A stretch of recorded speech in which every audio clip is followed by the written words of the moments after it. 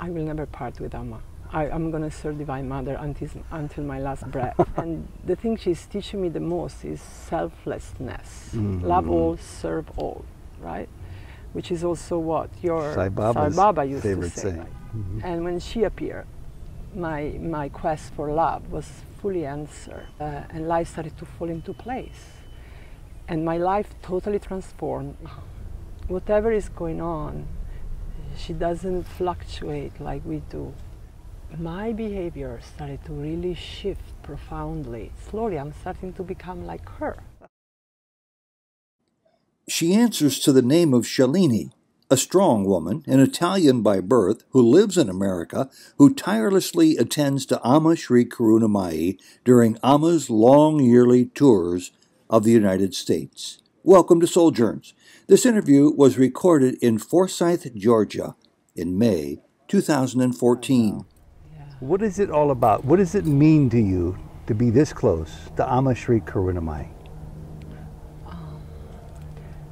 I feel life gave me the most amazing blessing, the most amazing fortune, and I don't know how I got so fortunate. I don't know how is it that I got such a blessing in my life.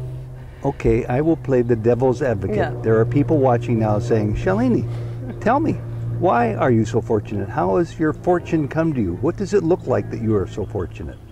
What does it look like? Yes. Well, I travel and I spend 8-9 months a year with Ama Sri Karunamayi, Sri Vijayeshwari Devi, and she's Divine Mother.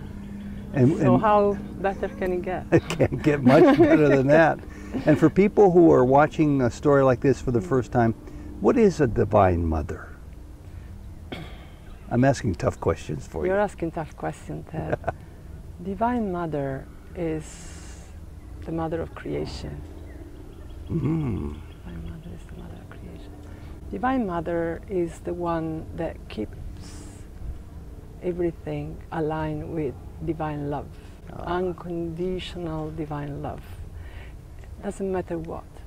It doesn't matter what's going on? Doesn't matter what's going on, you know. Doesn't matter if you do well, if you don't do well, if you are... Whatever is going on, she doesn't fluctuate like we do. But our own mother has to be stern sometimes and gets upset sometimes. Is the Divine Mother any different? Yeah, she's completely different. Yeah, she's completely different. She doesn't judge.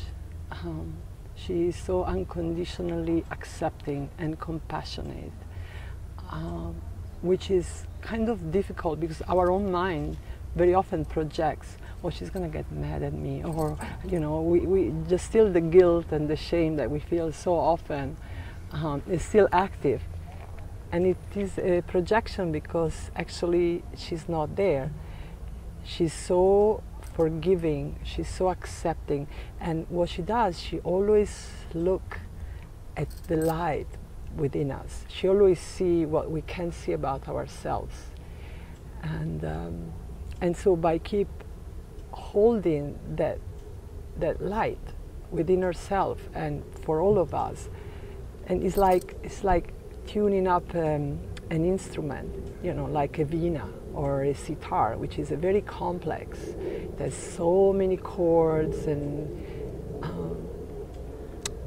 she keeps tuning our instrument. And so by being with her, our entire being starts to calm down, start to relax, and all the little fear that we all carry, because this world is scary, right? For even the oldest person among us, this world is scary. It's scary. This world is scary, you know. You never know what's going on, and there are wars, and people cheat, and people, you know, everything is really upside down. But when you are next to her, you're like in this golden light bubble where everything is okay. And it's okay to start to relax. And it doesn't happen overnight, but slowly, first of all, you start to get really happy. That's the first symptom, you know. You are next to her and you start to really experience a lot of lightness of being and happiness.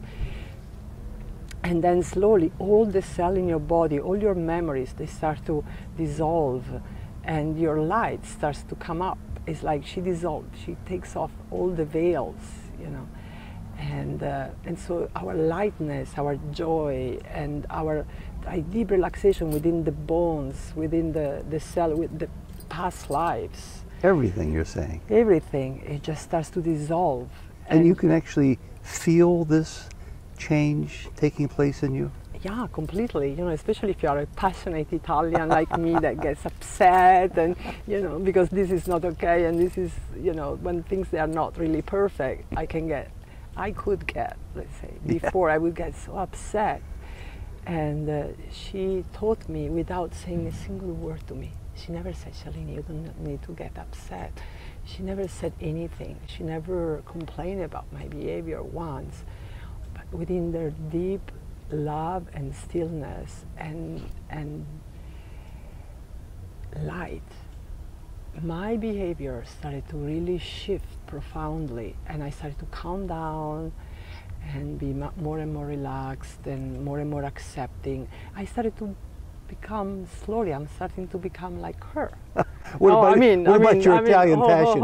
You know, with my yeah. I mean, slowly. You know, I'm just starting to see that Divine Mother is very graceful, and she gets her way in such a gracious way. You know, loving and kind and generous and gentle and selfless. And it sounds like you can't say enough about Amma. Yeah, I can't say enough about Amma. And we're here in Forsyth, Georgia, and before this wonderful event started, this yagna, she gave me my marching orders to specifically interview people from foreign countries. Now, you've been in America for a long time, but you grew up in Italy. Yeah. And you grew up in a place where there's lots of strong religious beliefs. Yeah. How did you grow even higher than that to be on the spiritual path that led you to Amma? How did that happen? Well, since I've been young, since I was a child, I started to hear the call of peace and silence and spirit. So I would go before school, I would go in the church and just sit there for a little bit, not all the time, but I started to have this, you know, pull. Yes. So that's how I started. And then I wanted to become a nun when I was 8. For a little bit. It didn't last long, but I had this religious and spiritual call. Yes. And then I kept looking for love, right? I kept looking for love everywhere, in every way, and I did it really wrong. I mean, I was looking in the wrong places, but I was looking for love. And so, because I was looking for love, Guru, in different forms, appeared. And then I was like, this is good, but, and I'm sure there is something else, because I felt that it wasn't yet it, you know, the answer. And then she appeared. And when she appeared, my quest for love was fully answered. Oh, that's great. You know, was fully answered. And life started to fall into place. And my life totally transformed. I mean, I'm not going to say, but my life as it was years ago, it was so different. Well, and it's going to continue to change, and it leads me to a very important question. Yeah, and it changes every day, every week. Like my partner keeps saying, you keep changing, every day you're different, you keep changing. If the day ever comes, and it likely will, because life goes on, when you part ways with Amma, she continues in another form of the program, and you decide to settle down somewhere. How will you keep Amma's mission, her teachings, and her love as apparent in you tomorrow as they are today? How will you keep that going? The first answer is, I will never part with Amma. I'm going to serve Divine Mother until my last breath. Whichever form she will ask me, I will do it. And does your partner know this? Yeah, he's in the boat with me. Okay, good, good. And it doesn't mean I will be always physically with her, right? And the thing she's teaching me the most is selflessness. Love all, serve all, right? which is also what your Sai Baba's Sai Baba used to favorite say. saying. Right? They all say the same thing. Yeah. So I will keep that alive, whichever way she asks me to. Well, you're Because doing that's where I'm born. My original name is Elisabetta, which means dedicated to God. And that's why I'm here. Why to be on this planet otherwise, if not for that? Yeah.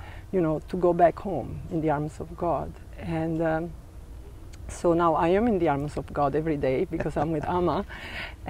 And I will keep being in the arms of God on this planet by serving and taking care of everybody like they are my own children, like Amma is teaching. And if we all do that, which for many of us is difficult to hear because we are so wrapped up in our day life, and we think that we have to take care of this, and we are so wrapped up in our own story and our own drama and our own ambition and our own greed and our own desires that sometimes we do not realize that all we really want by fulfilling those desires and ambition is to be in love with life and with our brother and sister, and to live on this planet in love and in peace. So if we all start to do that, so it means taking care of each other like it's our family, like everybody is part of our family, then the earth will become that, and we won't need to amass any fortune anymore, to work